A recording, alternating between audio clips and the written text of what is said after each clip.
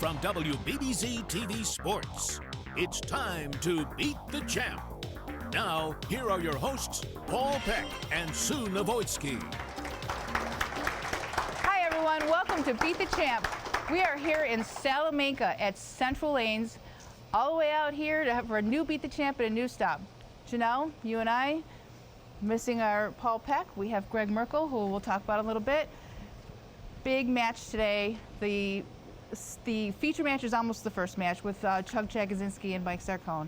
What do you think of that? That is the face-off of the day. I mean, you know, they have the most wins, and they are the most competitive guys to ever step foot on Beat the Champ. So this will be a game for the ages. And Greg, thank you for joining us today. Tell us a little bit about what's going on here. Thank you very much for inviting me, WBBZ.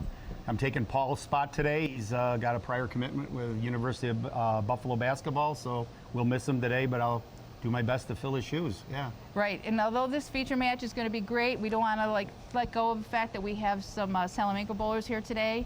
Yep. Tell us a little Second about them. match is Bill Frazier, and the third match is Jim Magara.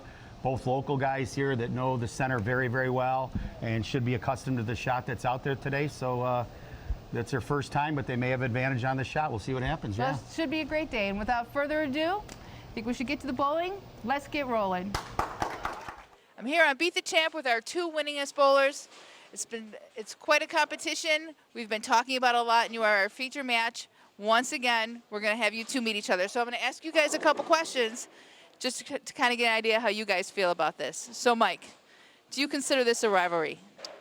I don't know if it's a rivalry. It's we have fun bowling each other, so it should be fun. All right, same question. Do you consider this a rivalry? No, not really a rival, but it gets my blood boiling, so I'm happy to bowl against Mike anytime. So are you aware of the numbers, really? Do you guys think about the numbers? It is in the back of our heads. Once the lanes go on, we don't think about the numbers. We just think about beating each other up. Do you agree with that? I agree with that. Okay, so my next question is two very different styles. I mean, we've all been watching you at home here, very different styles of bowling. Do you think on this particular condition, wood condition, there's an advantage to either of you, one way or the other? I don't know. I'm not too familiar with here. I've only thrown a few practice balls, and they seem to hook a lot, so we'll see what happens. What do you think? I shot bat-to-bat 764, so I'm not worried right now. All right, so another question is, there's a 2-hour drive to get here, hour and a half, 2 hours. Is your preparation any different when you know that there's a ride to get to where you're going to actually have to physically participate in a sport? Not really. You got to get up earlier. So, we bowl at 10, so you got to leave like almost before 8 to get here. So other than that. No? How about you? No, not really. I get up the same time for work, so it's no big deal. Just about an hour drive, so it wasn't bad. I know I've always felt driving to a tournament like that it's different when you're sitting for a long period of time, so I was wondering if it bothered you guys at all. And what do you think you need to key on today to be successful? Strike a lot, because I know obviously Chuck, he's bowled well, so I'm going to need my striking shoes on today. How about you? Yeah, the same strike. I know I'll make my spares, but I don't know if there'll be really a spare shot, especially the first week, because on fresh, there's going to be a lot of strikes. All right, so the assessment here, wrapping it up, need a lot of strikes. It's going to be a great competition. Not really a rivalry, but they love bowling each other, and we love watching them. So stay tuned to Beat the Champ to watch these two go at it. We've got Chuck Jagodzinski on our left, Mike Zarcone on our right, as if they need any introduction. We've seen so much of these guys over the years here at Beat the Champ. We're going to call it Chuck 29 and Mike 31. Yeah. Business as usual. Did he even wait till the handshake and threw a strike already? Well, he's a little speedy. You think?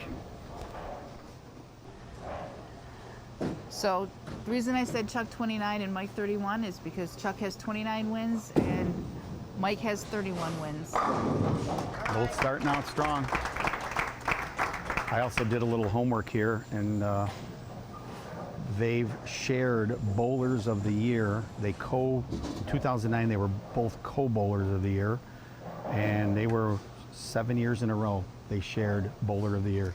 it's 8 out of 12 crazy. years, one or both of them were bowler of the year. That's exactly right. So it's really no fluke that Why they're here and this they're has winning. come to this, right? Absolutely.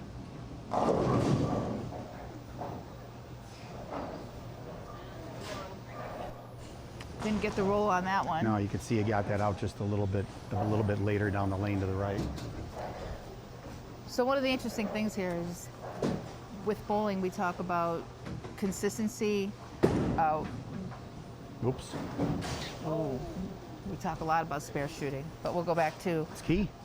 It's key. That's absolutely key. And no matter how sophisticated the equipment gets, no matter how high the scores get, you still have to make your spares. Well, neither one of them leave many spares, so that's probably why they don't get to shoot them very Well, often. Chuck is mentally tough, and he will take something like that open and channel it. He channels things the right way. You know, there's different ways an athlete can channel their stress, and I personally believe that great athletes channel their stress in a positive manner. Well, they're both that good to take advantage of someone's miss, and they just hit the accelerator, and you keep that going. Absolutely, but what I was going to get to is that they both approach the lanes very, very differently. I mean, so what can happen is even on a house shot like this, they can break down funny because you don't have people playing the same area. Oftentimes you'll have bowlers play the lanes the same way and they break down the same way, but for these two, because one's inside of the other, it can almost form a little bit of an oil line That's true. between the two of them. Sure. And make the lanes look tougher than they really are. You know, they kind of break down to be tougher than how they start, is what I Correct. mean.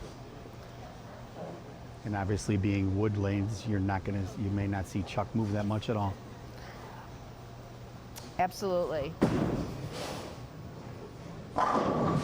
Even though wood lanes don't seem to be as much,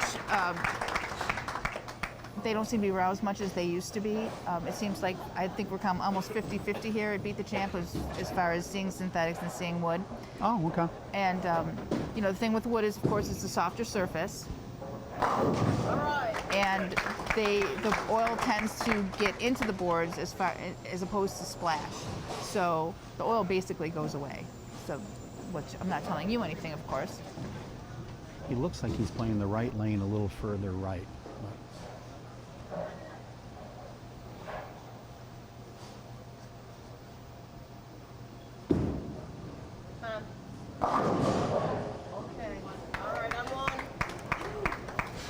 Well, one thing I have to think to Chuck's advantage here is his ball speed on a condition that will naturally break down quickly. So I think the longer he goes, the more of an advantage he's really going to have. I agree.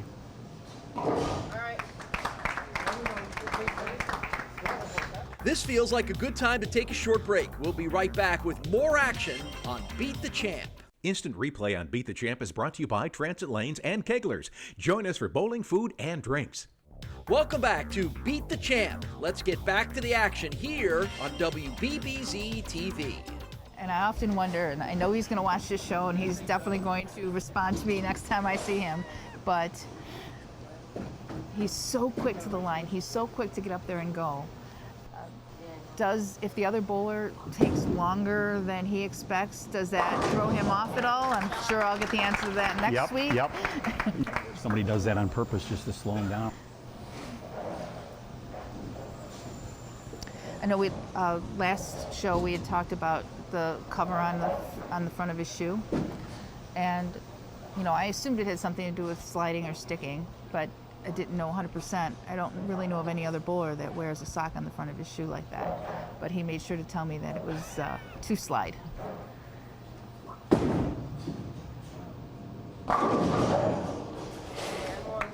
And of course, and then you got Greg Wojtowicz with no socks. Good. No soul. No soul. Good for Mike to come back from that miss and come back strong again and just start a little string there. Yeah, but because he opens up the lane so much, his angle of entry is so different into the pocket Sure is. than Chuck's is. Good spare there. So I feel like we're, we're already halfway through this match. It's going so fast.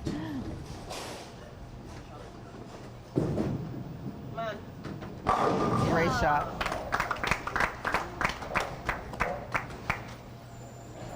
So this puts Chuck up 12 pins. Depending on what he does here, if he strikes here, it can go up 22. So off to a quick start here. Neither one of them have missed the pocket. I mean, it's exactly what we expect. That's exactly right.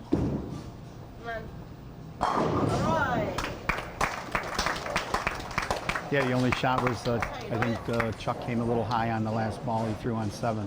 Other than that, you're right. They were practicing earlier, they found a good line, and it seems to be working on the TV pair.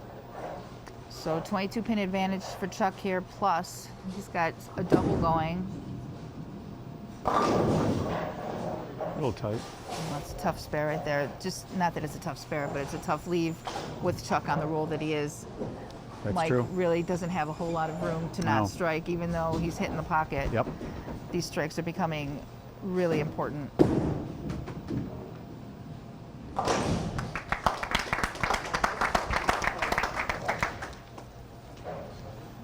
And again, as you know, you've done this show since the beginning. One game match, anything can happen, and these guys are so good. One guy makes a mistake and the other guy just pounces. Yep, and the mistake here being is, of course, missing a spare.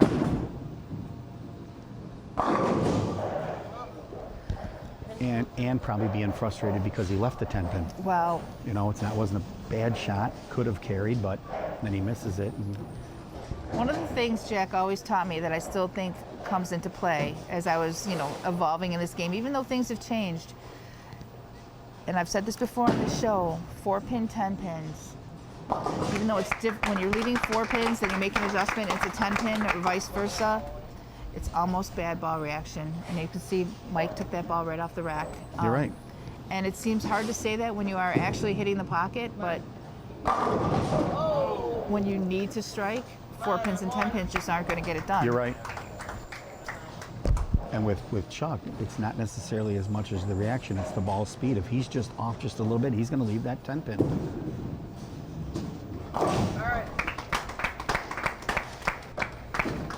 Okay, so that's leaving this match at 22. Still.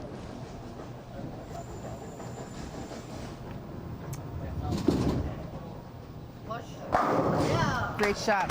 So we have to mention Dirt Cheap TV. Yep. They've been giving away a TV for the last couple of years to the high qualifier. Yep. And this week it was Ryan Coburn, who we'll see in a future show.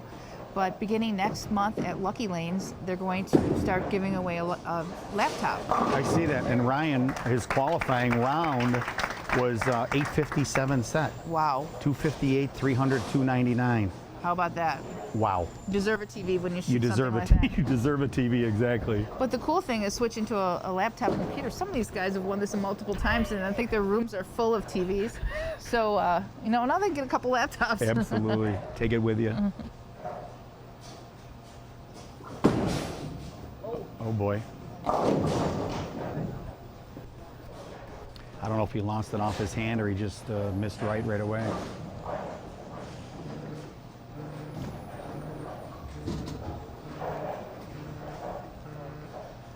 Oh, that certainly hurts.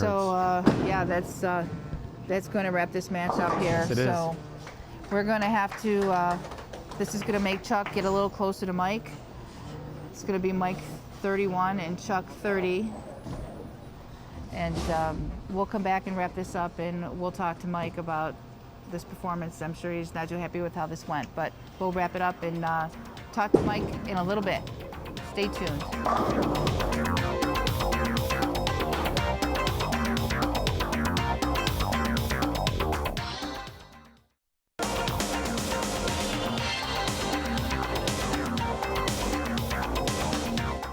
Well, Mike, we know we didn't like the way that went. A little bad ball reaction there, or wrong ball choice? I really wasn't comfortable. Tried to get it right, and then it wouldn't hook, and miss in, and 4-pin. It just wasn't comfortable. Yep, and yet you hit the pocket every time, and it's just a matter of striking or not striking, just like you said earlier. Yep, that's true. Chuck is a great bowler, so he should do well. All right, well, Paul's got a little money for you. Thank you, Mike. Thank you, sir. Appreciate you coming down. I'm sure we'll see you many more times. Yeah, we'll absolutely see him many more times. And it was good bowling today, but Chuck started out with a blistering 258. So stay tuned. We'll be back to watch our next match here in Salamanca.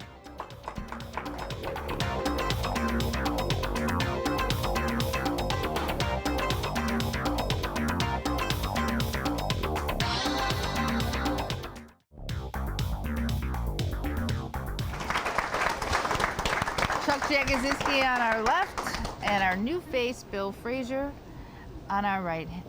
Chuck's going to start again. Like I said, why change things? It worked for him the first time. Exactly what he said. All right, I'm on.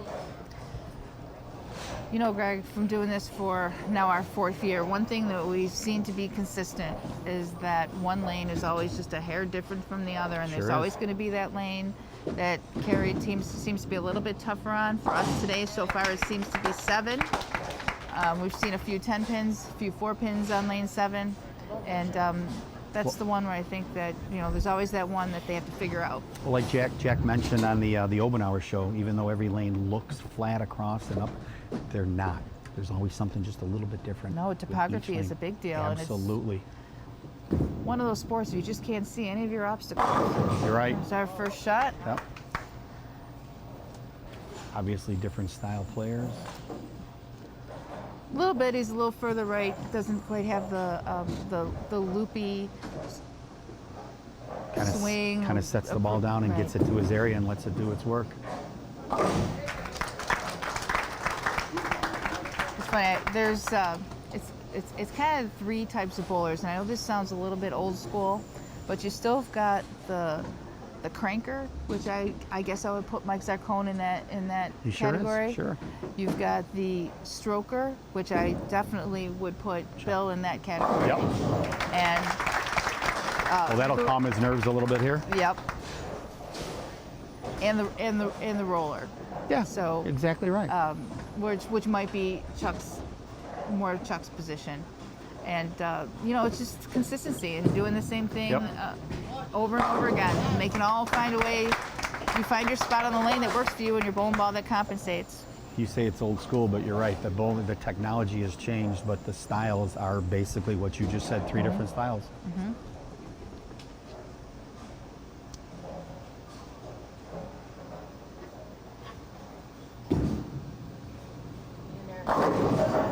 Oh, bad pin collision there. Yeah, the head Good pin shot. just came back off. Doesn't take a lot for Chuck to start shaking his head. I And know. that's, It just you know, doesn't, the ball, he's obviously consistent, but you're off a little bit, the ball just doesn't quite finish. You know, a lot of times though, I find that light hit to be, Hook a lot. wow. I find that light hit to be one of your higher percentage carry hits. To me, it's unusual when something gets in front of that 7 pin and keeps it from getting knocked True. over. But you know, that's characteristic to houses too. I mean, some houses, you're better off hitting light. You know, it's just, Very again, true. topography. See, his type of style, he may carry that light hit more than Right. Chucky that's just coming hard, throwing rockets at the pocket. That's right, and he had a 747 qualifying score, so we know he can knock pins down. Sure. And he loves bowling here. Bowls here 3 nights a week. Monday, 5-man. Tuesday, Saturday. Yep. 5-man, 3-man, so he sees different shots. Right. Again, lane 7. That ball looked like it just finished a tad late. I mean, he threw it well, just a tad late. Right. It's something like that. Well, that's all it takes is just angle of entry into the pocket. So I found this to be interesting, a little piece of information that I'm embarrassed to say I never knew. Ooh, good shot. And for someone who's bowled as many tournaments as I have, with as many good bowlers as I have bowled with, I cannot believe this is new information to me. But there is such a thing as the 31 rule. Have you ever heard of it? 31 rule? Yes. Have not. So the 31 rule is what bowlers use, higher level bowlers, because obviously they're the ones that knew about this rule, to have a starting point for. And you'll see a picture here of our Castellone Chrysler Dodge Jeep Ram scoreboard. And it's either a strike or a 10-pin. So anyways, you take the lane pattern and how many feet the lane pattern goes. So obviously you have to have access to the oil pattern, and a typical house shot is a 40-foot pattern. Today, we see a 42-foot pattern. This looks like a good time to take a break. We'll be back with more Beat the Champ right after this. Welcome back to Beat the Champ. So what you do is you subtract 31 from the length of the pattern, and that is the board that will be the board you line up to. So when you practice, you'll just go straight to that 9 board, or in this case, the 11 board is where you would line up to. Now, you're still going to have to modify that for your own particular game with what ball you're throwing, but it is, as a rule of thumb, you take 31 from the length of the pattern, and that is the board that you're going to start to practice on and try to line up to that board. Where you want the ball to go over that board, not the break point down the lane. You mean, right? What you're aiming at. Right. That's what you will modify that to your game, because obviously a cranker or a high rev rate bowler, that may be their break point. Oh. Is that same for a sports shot too? Rule of 31? Rule of 31. So I did give a call to Jack Jurek, and I asked him if he ever heard of it, and he goes, yeah, of course. Like, how is it that I never heard about it? Come on, Jack. Don't be withholding that information. I will now have another. Ooh. He's just too much in the oil right there. He's too deep on the lane. Got that one right in the oil. And this is Chuck's good lane here.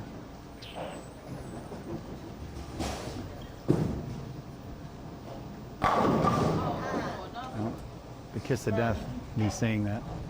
So for all the bowlers out there, give that some thought. When you just ask if you don't know what your oil pattern is, again, typical oil pattern for a house is 40 feet, which means your target would be the 9 board, which is pretty typical of the track. And give that a try. So the thought process on that is that you won't waste a lot of time moving around the lane and trying all over the lane. You'll have a starting point of where you kind of want to be. So you're not going to throw it up 15. You're gonna go to 9. Well, you got a break there.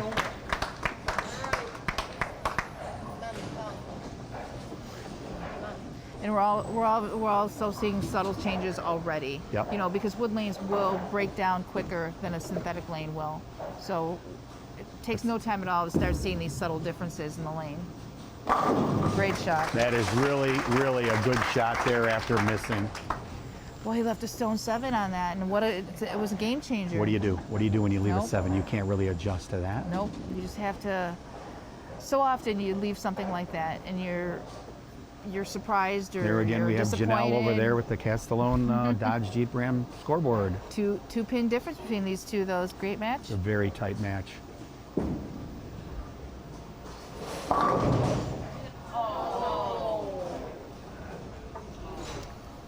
Oh. Where Chuck may not get a lot of carry coming in light. Bill's ball, he pulled it just a little bit, and the ball comes in so hard at the end where maybe he could have left either one. Right. He leaves them both. Shoot it. Oh. Well, I asked Bill a few questions just to get to know him a little bit, to get a little insight into Bill, and I asked him what his number 1 strength was, and he said luck. He said what? Luck? Luck. Luck. Well, hey, luck is where preparation meets opportunity. So, Chuck's a little frustrated here. A little frustrated. He's not used to leaving this many corners. He's not.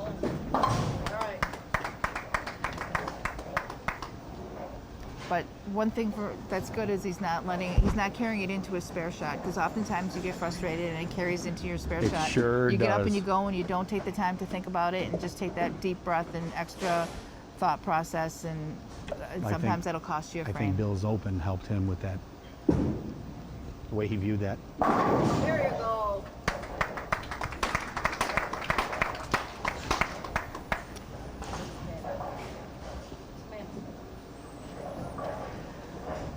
So Bill's going to have to double here to force Chuck to throw the first one in the 10th. First strike? Okay. Yep. Great shot. Very good shot. Very good shot. I'll say something that I say almost every single taping, and that is these bowlers amaze me that they come up and make these great shots. They don't do this for a living. No. You know, and they're not in a TV situation on a regular basis. Well, and yet, some are.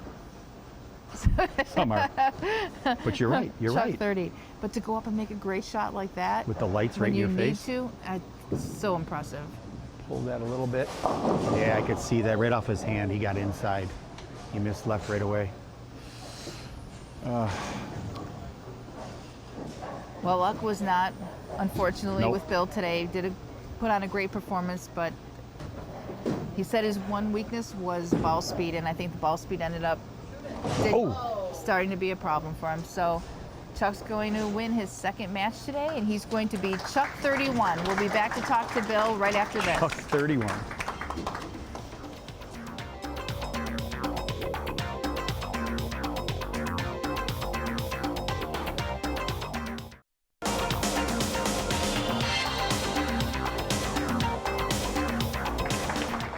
Bill, formidable opponent, but a little bit of bad luck there on lane 7. Was 7 a little different from 8?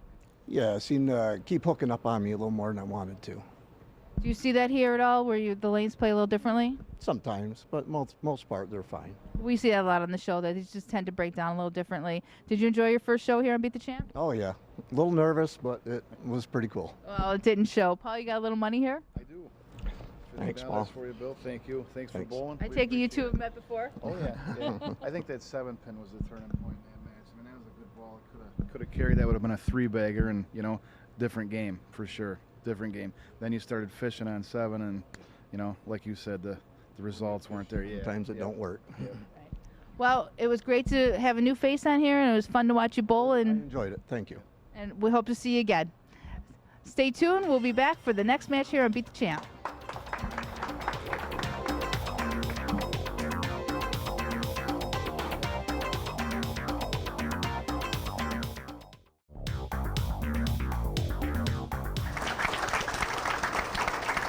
We got Chuck 31 on our left.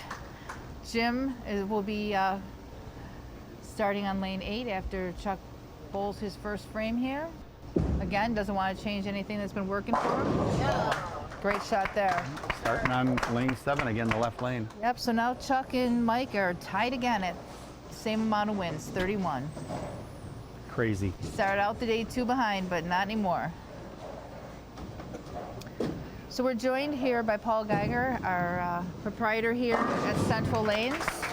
You're familiar with Jim here, huh? He seems like a little bit of a funny guy. Oh, he is. Yeah, he's funny. That was funny. He just crossed over on that too. Don't worry, we'll be giving him on that. He thinks he buried it. Yeah. Oh yeah. I guess it says it up on the screen. One thing I noticed about both Bill and Jim is they're using the same ball they did in qualifying and today. Yes. Yes. Yes. Do you drill their bowling balls for them here? I don't. Oh, great shot. I don't do any drilling. No? Our mechanic, he does all the drilling here. Jeremy Cressley will be on the show later. Right, Oh, yeah. Oh, yeah. He actually drilled that one Jim's throwing right now. Wow. Well, sometimes when you bowl in the same house, you don't need 9 bowling balls. You don't. I mean, pretty much. Right? You're right. We're doing the same thing every day, Mm-hmm. for the leagues. And typically once a year we have a scratch tournament where you're going to need something different.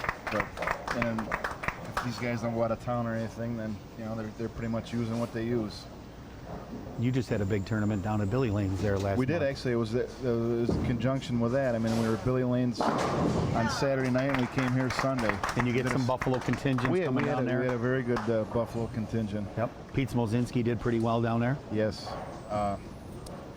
Chad Mee, he won a lot of money too in the brackets. He did. Did he? Saturday, yeah, he did well. I know it was following the taping, and Chuck came down, right? Right, Chuck was there. Yep. Because he had to race out of the taping He was to leaving. get down here. Yeah, he was leaving. I think he was just getting there about 3:45, and we started at 4. So, Paul, I noticed your restaurant is named after one of the most famous athletes out of Cattaraugus County, Chuck Christ. Yeah, Chuck Christ played Hang with. on.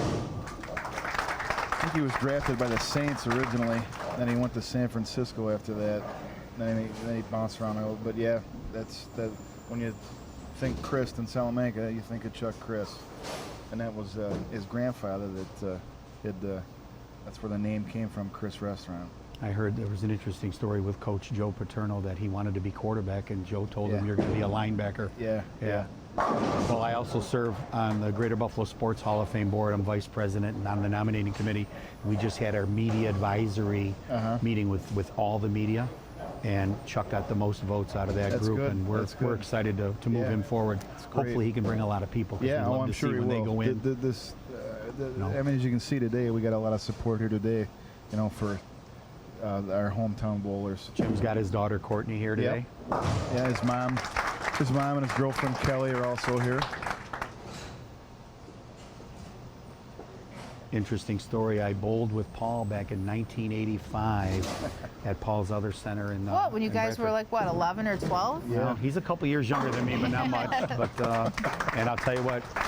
1995, I remember my average being 195, which back then I thought was great for me. Paul was probably close to 10 pins higher. You were probably low to mid 2Os. We were in the teens, yeah. Were you in the teens back then, in 95? Low teens, yeah. Okay, wow. 85, yeah. Low 85. teens, yeah. That's bowling, man. Yeah, Tom, you remember Tom Clark? Sure I do. Yeah. I mean, that was a Thursday night league, if I recall. That year that we bowled on Thursdays over there, we got done the average came right down to the last week, and I ended up beating him, and he come over, he goes, you know, you're the first one that's ever beat me for a high average in a league. And that was a pretty good account. He was a great bowler. He had maybe one of the most wins ever on the old Beat the Champ show from being outside of Buffalo. He had a heck of it, yeah. And he could throw it like Chuck up the, you know, anywhere up the ditch and throw it really fast, and he was just a good bowler. All right, that's enough about you and me. Let's do let's see what's going on. That's a bad break for Jimmy right there. Got a little wide, and you got a little wide, a little late. Yep. And typically when you do that, this is what happens. The old 2-8-10. Yeah, very difficult, makeable, but very, very difficult spare. And you know, he's keeping up with Chuck pretty good there. And unfortunately, it's not. He's got a lot of ball speed, though. He throws pins around pretty good. Yeah, Paul would be enamored today. He loves the speed. The action will continue on Beat the Champ in just a minute. Instant replay on Beat the Champ is brought to you by Transit Lanes and Keglers. Join us for bowling, food, and drinks. Welcome back to Beat the Champ. Sean Mosier, he made it in Billy Lanes, and he's here again today. So he was because Rocket Rob, right. And I think they bowled each other. I see Sean's from Kersey, Pennsylvania. Where's that? It's down by St. Mary's. Oh, that far down where they make Straub's beer. That's where he grew up. He works in Bradford. Okay. He works at the old Kendall. Yep.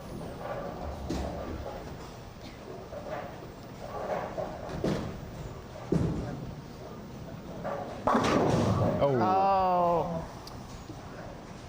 That could be an opening there for Jim. Little tap right there. Yeah. Keeps the match 14, keeps it close, but with Jim having a strike up, obviously he can cut that to 4. And after an open Right. coming back on TV with a Right. strike, that shows some character.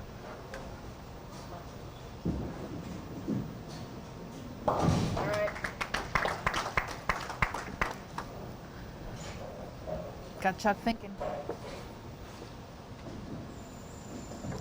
I asked Jim a couple questions. There's Get our to know him a little bit. Oh, go ahead. Janelle with the Castellone Chrysler Dodge Jeep Ram scoreboard. Thank you, Janelle.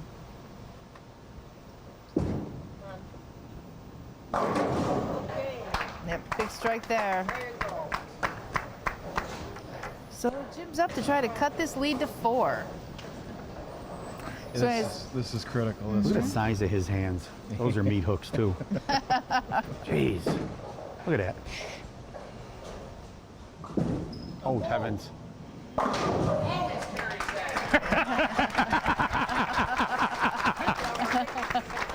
There's a funny story behind that. The Russian too. judge gave you a 6.5. Yeah. Those shoes he bought from us from Ace Mitchell. So every time something like that happens, he's always kidding me about, I need a refund on those. But we kid him on is every time he does fall down or something like that, he always gets a strike. That one. So that's common? Oh yeah. Well, it's not common, but it happens. That one looked like he tugged a little bit in the oil and it just kind of sat there. Yep. He can change the pad on that. You got to know Jim. So. Here we go. All right, but we got a match here. Few 4 pins either way. 4. Whatever it takes. So the qualifiers have started for Lucky Lanes for the following month. Lucky Lanes, March, kind of get that going on there. But tomorrow, March 3rd, Sunday, 2, 4, and 6 will be the beginning qualifiers. That's a big shot right there. Well, you know, that's the risk you take with playing that type of a straight shot. You're gonna leave those.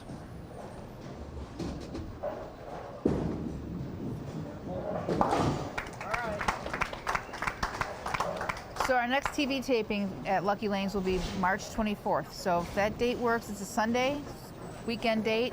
So get out there to Lucky and qualify March 3rd, March 17th. March 17th, how convenient. St. Patrick's Day, we're going to be bowling for the show. It's a good shot. Great shot. Go visit the Comedy Museum while you're down there. Well, that puts him up 7. He can strike out here and shut Chuck out. Yes, he can. First one does it.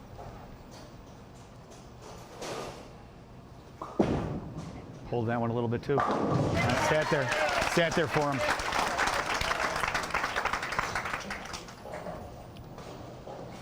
Nice to have the hometown crowd behind you. Oh too. yeah. Oh yeah. Well, we asked him what his game plan was today and what it's going to take to succeed, and he said to not bowl Chuck Jagodzinski, but he still managed to pull this off. Poor Bill had to bowl him with that was his luck attitude, right? One time ball.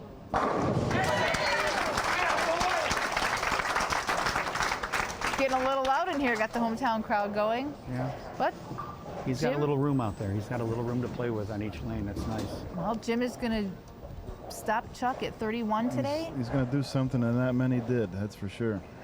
That's right. And we are going to also have a tie now between Chuck and Mike for the next time they meet each other. 31. But for now, There you go. our champ is hometown guy Jim Magara. We'll be back to talk to Chuck right after this. You got a towel for him sweating over here? Holy Lord.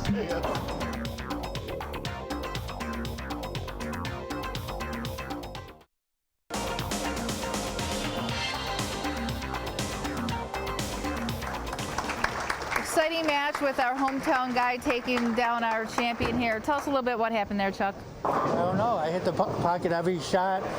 Last 2 games and the carry went somewhere. I don't know where it went, but qualifying, it wasn't like that. The shot stayed the same. It didn't today. Had to change balls, so it didn't work. Well, I don't know. Maybe it's meant to be that you're stuck at that same number with Mike. Now you're Chuck 31. But man, it's fun to watch you bowl, Chuck. You do a great job out there, and it's always exciting to watch you throw balls. Okay, thanks. And he's got a little money for you here. Chuck, congratulations. Thanks for coming down. Like Sue said, it's always a pleasure to watch you bowl. And I think that 10 pin you left, I mean, that was, I don't know how that stood, but it did. You know, it's bowling, you know. It goes both ways sometimes. Sometimes you throw one and you don't think it's good and it carries, and vice versa. But nice bowling. Appreciate it. Exciting performance, though, from Jim, our local guy. Greg, you got a question there? Yeah, Jim Magara, congratulations, man. You got the hometown crowd behind you. You just defeated Chuck Jagodzinski, who's won this 31 times before. Mm-hmm. What are your thoughts? I don't know. I just got lucky. It was luck. Luck is where preparation meets opportunity. That is correct. I also noticed that you used the same ball in qualifying that you did on the show, the Track Kinetic. Yes. So you like the reaction that you had? I do. Well, congratulations, because I know that first ball you shot there, you kind of stumbled a little bit and blamed it on the proprietor, but Always. wound up coming out in the end, and congratulations. Thank you very much. Got it. Well, we'll be back after this for more bowling. We'll wrap it up. Actually, Janelle and I are going to wrap this up.